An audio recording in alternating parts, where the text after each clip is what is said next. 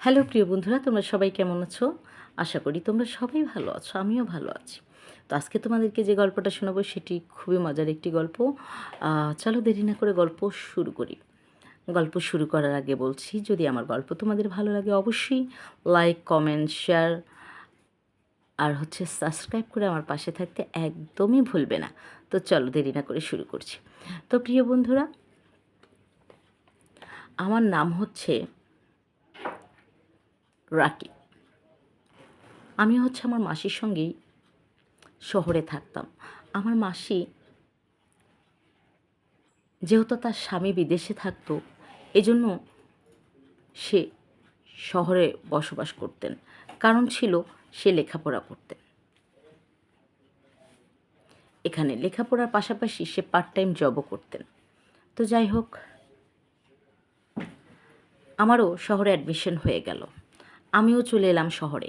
মাসি বলল, যেহেতু বাড়িতে কর্তা নেই, তুই আমার এখানেই থাকতে পারিস, ওখানে এখানে যাওয়ার কোনো দরকার নেই, আমার বাড়িটা তো অনেক বড়, এখানেই থাকবি। আমি বললাম, ভালোই হলো। উঠে গেলাম মাসির বাড়িতে। সেখান থেকে আমি শুরু করলাম আমার ইউনিভার্সিটিতে যাওয়া আসা। মাসি আমার ছোটই ছিল, আমার বড় ছিল না। যাই হোক, তো 2 বছর কেটে গেল। এর মধ্যেই কেটে যেতে মাসির লেখাপড়া শেষ। মাসি এখন খুবই ভালো একটা জব পেয়েছে, সে জব করতেছে। এর মধ্যে বাড়ির কর্তাও আসলো। সে প্রায় 2 মাস থেকে গেল, থেকে চলেও গেল। আমি ইউনিভার্সিটিতে যাই আসি, এভাবেই চলছিল। খুব ভালোভাবেই আমাদের দিনকাল কাটছিল। আমি সবসময় মাসি, মিশু সবাই একসঙ্গে ব্রেকফাস্ট করতাম যতদিন মিশু ছিল আর কি। যাই হোক, এভাবেই চলতে থাকে সব কিছু। চলতে চলতে একদিন আমি ওয়াশরুমে যাব, এর মধ্যেই দেখছি, তখন মিশু আছে দেশে, দেখছি যে ওনারা দরজাটা লাগাতে ভুলে গিয়েছে। আমি একটু মাথাটা ঢুকিয়ে দিলাম, ঢুকিয়ে দেখি যে তারা খুবই মজা করছে। ওটা দেখে আমার মাথাটা একদমই খারাপ হয়ে গেল। আমি চলে গেলাম আমার রুমে। যাওয়ার পরে মোবাইলে ওসব দেখতে থাকি। ওসব দেখে দেখে ব্যাস আমি আমার মজা নিতে থাকি। মজা নিয়ে নিয়ে নিজেই নিজেকে শান্ত করলাম। কিন্তু যে একটা তৃপ্তির বিষয় ছিল, এটা কিন্তু ছিল না। যাই হোক, ঠেকা কাম তো চলতো। এভাবেই বেশ কিছুদিন চলে গেল। মিশু চলে গেল। যাওয়ার পর আমাকে বললো, তোর মাসির দিকে খেয়াল রাখবি, তুই তো এখন যথেষ্ট ম্যাচুয়েট, বুঝতে পারছি, ভালো মন্দ সব কিছুই বুঝিস, তাই না? বললাম, হ্যাঁ অবশ্যই, মাসিকে নিয়ে তোমার টেনশন করতে হবে না। তো পাশের বাসায় নতুন এক ভাড়াটিয়া এসেছে। ছুটির দিন ছিল, আমরা বসে বসে টেলিভিশন দেখছিলাম। সে ভাড়াটিয়া মহিলাকে কেউই চিনতাম না। টেলিভিশন দেখাকালীন, কফি খাওয়াকালীন আমাদের দরজায় কেউ কলিং বেল বাজালো। আমি যেয়ে গেটটা খুললাম, দেখলাম অচেনা এক মহিলা। আমি বললাম, কে আপনি? বলল, আপনাদের পাশের বাসায় এসেছি, পরিচিত হওয়ার জন্য এসেছি। আমি বললাম, শিওর, আসুন। তারপর মাসির সাথে বসে অনেক সময় কথা বলল। বলার পরে মাসি তাকে কফিও এনে দিল। ওই মহিলার বাচ্চা ছিল 3জন, ছোট ছোট বাচ্চা। প্রায় 15-20 মিনিট গল্প করার পরে তাকে খুব ডাকছিল পাশের বাসা থেকে, সে চলে গেল। আমার মাথায় শুধু মাসির ওই দৃশ্যটাই ঘুরতে থাকে। আমি চুপচাপ করে ভাবি, আর ভিতরে ভিতরে যেন ক্ষয় হয়ে যাচ্ছি না পাওয়ার যন্ত্রণায়। যাক, এখানেই শেষ নয়। বন্ধের দিন শুরু হয়ে গেল, প্রায় শেষও হতে চলল। আমি পরের দিন ইউনিভার্সিটিতে চলে গেলাম। মাসি অফিসে চলে গেল। ইউনিভার্সিটিতে যেয়ে কিছুতেই মনটা ভালো লাগছে না আমার। মন ভালো না লাগায় আমি বাড়ি চলে আসলাম। মাসি তো নেই।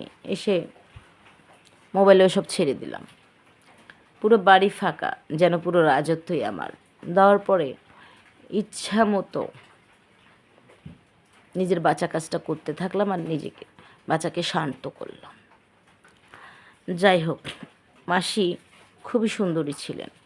যেমন দেখতে, উঁচা, লম্বা, বডি, ফিটনেস, সুন্দর, চোখগুলা টানা টানা, ঠোঁট দুটি পাতলা সরু, নাকটা খুবই সুন্দর সরু, গোলগাল চেহারা, মাথার চুলগুলো কোমর পার হয়ে যেত। লুজ ফিটিং জামা কাপড় পরতো, তারপরেও যেন জোড়া টুপি জামার উপর দিয়ে ফেটে বের হয়ে যেত। আমার দেখতে খুবই দারুণ লাগতো, ওনাকে দেখলে আমি নিজেকে ঠিকই রাখতে পারতাম না। এইভাবেই চলতে থাকে। তারপরে সন্ধ্যার সময় মাসি আসে, আসার পরে আমাকে বলল যে শরীরটা খুবই খারাপ লাগছে রে, শুতে যাব, একটু ঠান্ডা কিছু দে আমাকে, খুব হয়রান লাগতেছে। আমি সুন্দর মতো করে শরবত বানিয়ে নিয়ে আসলাম, শরবতের মধ্যে মিশিয়ে দিলাম ঘুমের ট্যাবলেট। আর পারছি না, একদম হাইপাই ডোজ দিয়ে দিয়েছি। আজকে সারা রাত বুলডোজার চালালেও ঘুম ভাঙবে না। আমি সুন্দর মতো দিয়ে ওটা খাইয়ে দিলাম। দেওয়ার পরে বললাম, তুমি ফ্রেশ হয়ে এসো মাসি। মাসি সুন্দর করে ফ্রেশ হতে চলে গেল, ফ্রেশ হয়ে আসলো। টেবিলে খাবার রেডি করাই ছিল, তো খাবারও খেয়ে নিলাম। খেয়ে নিয়ে মাসি বলতো, খুবই শরীরটা ঢলছে, আমার ঘুম ঘুম পাচ্ছে, আমি ঘুমোতে গেলাম। এই বলে 2 পা একটু আঁকা বাঁকা করে হেঁটে মনে হয় কি পড়ে যাচ্ছে, দরজা খুলেই শুয়ে পড়ল। বেশ কিছুটা সময় শুয়ে থাকতে থাকতে ঘুমিয়ে গেছে সে। অন্যদিকে আমি বসে বসে অপেক্ষা করছিলাম আর শুধু আপ ডাউন করছিলাম কখন ঘুমাবে। এদিকে তো আমার শুধু বাচ্চা টন টন করছে। বললাম, একটু শান্ত হ, এত তাড়াহুড়া করিস না, এত তাড়াহুড়ের কী আছে, নিজেরই তো একটু রহে শুয়ে খা। তারপর ফাঁক বুঝে ঘরে ঢুকে গেলাম। ঢুকে যেয়ে প্রথমে নাকে হাত দিলাম, দেখলাম শ্বাস চলতেছে, কিন্তু এতটাই গভীর ঘুমে আচ্ছন্ন তা আর বলার কিছুই বাকি থাকে না। সুন্দর করে প্রথমে উপরের বাগানের ফুল দুটোর কাপড়টা সরিয়ে নিলাম। নেওয়ার পরে তার গন্ধ নিলাম, লাড়াচাড়া থেকে শুরু করে একদম পান করা পর্যন্ত। ইউটিউবের অনেক সমস্যা ও গাইডলাইনের কারণে আমি তোমাদের অতটা খুলেখালে বলতে পারছি না, অবশ্যই বুঝে নিও।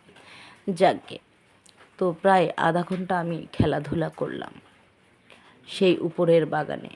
করার পরে পুরো পায়ের তালা থেকে মাথার চুল পর্যন্ত খুবই মজা হলো, করলাম। তারপরে চলে গেলাম নিচের সেই 1 ফুলে 2 পাপড়ি শিখারটায়। যাওয়ার পরে এতটাই সুন্দর দেখতে, এত এত সুন্দর, কল্পনাও করা যায় না। হ্যাঁ, দেখতেই যেন আমার মুখে কিছু একটা হলো, অমনি চুপ করে ঢুকে গেলাম সেখানে, দিয়ে ঘ্রাণ নিতে থাকলাম আর ইচ্ছা মতো হাত মুখ চালাতে থাকলাম। তারপরে দেখলাম আমার নেটওয়ার্ক পুরো 100। আর দেরি না করে গুজে দিলাম। দেওয়ার পরে স্টার্ট করলাম। করার পরে এত এত পরিমাণে মানে হচ্ছে যে ফিটিং ছিল তা আর বলা যায় না, খুবই মজা হচ্ছিল। এই স্টার্ট করার পরে উপরের বাগানে তো হাত চলছিলই। হ্যাঁ, স্টার্ট করতে করতে ফাঁক পেলে একটু মুখেও দারুণ মজা হয়, সেটাও করছিলাম। যাই হোক, এই করে করে আমি প্রথমবারই পাক্কা 45 মিনিটের মতো আমার কাজটি আমি কমপ্লিট করি। করার পরে দেখলাম একটু নড়াচড়া দিল, ভয়ে বুকটা ধকপক ধকপক করছিল, না জানি কি হয়। বের হয়ে আসলাম। হ্যাঁ, খুবই খুবই মজা করলাম, বের হয়ে আসলাম। সেবাও দেওয়াও শেষ, নেওয়াও শেষ। দেখলাম এত সুন্দর বলাই যায় না। সেদিন আমার ঘুমটা খুবই শান্তির ঘুম ছিল। আমি সারা রাত নাক ডেকে ঘুমালাম। ঘুমানোর পর সকালে উঠলাম, উঠে একটু ভয়ে ভয়ে নামি কি নামি না, যেহেতু আমার রুমটা দোতলায় ছিল। হ্যাঁ, যদি কিছু বুঝে থাকে, যদি আমার সাথে আবার বাজে ব্যবহার করে, এই জন্য চুপচাপ আছে। আমি দেখলাম না, সেরকম কিছু লক্ষ্য করা গেল না। সে খুবই স্বাভাবিকভাবে ছিল। সে হচ্ছে প্রতিদিনের মতো নাস্তা রেডি করে আমাকে ডাকলো। আমি আর মাসি একসঙ্গে নাস্তা কমপ্লিট করলাম। নাস্তা কমপ্লিট করলে মাসি চলে গেল অফিসে, আমি চলে গেলাম ইউনিভার্সিটিতে। সেদিন দিনটা দারুণ চাঙ্গা ছিল, কিন্তু কিছু বিষয় ছিল। আমার বাচ্চা শুধু খেতেই চাইতো। হ্যাঁ, ঠিক রাখতে পারতাম না। তো যাক, ইউনিভার্সিটি ওই অবস্থায় কমপ্লিট করলাম। কমপ্লিট করে বাড়িতে আসলাম। আসার পরে খুবই সুন্দর করে ঠান্ডা জল দিলাম। হ্যাঁ, ওর মাথায় বেশি করে দিয়েছি, বাচ্চার মাথায়। তো বাচ্চাকে বললাম, এত জ্বালাস না, এত জ্বালালে হবে না। দেওয়ার পর সুন্দর করে নিজে ফ্রেশ হয়ে নিলাম। ফ্রেশ হওয়ার পর দেখলাম কি মাসি চলে আসলো। মাসি আসলো, আসার পরে মাসিকে আবারও হচ্ছে যে আমি ঠান্ডা শরবত এনে দিলাম। শরবতের মধ্যে তো মিশিয়ে দিলাম। দেওয়ার পরে ইচ্ছে যে বেশ কয়েকদিন তো একটু লাগবেই, কাজ না করলে তো আর হয় না, চলবে না। জাগে দেওয়ার পরে মাসি সেটা খেলো। খাওয়ার পরে আমরা রাতে বেশ কিছুটা সময় বসে থাকতে থাকতে একসঙ্গে মুভি দেখছিলাম। মুভি দেখতে দেখতে মুভিতে কিছু দৃশ্য চলে আসে। দৃশ্যটা দেখার মতো ছিল। এই দেখে আরও মাথাটা খারাপ হয়ে গেল আমার। তার উপরে বাসায় মাসি কখনোই নিজের ওড়না ব্যবহার করতেন না, অমনি ঢ্যাং ঢ্যাং করে ঘুরে বেড়াতো।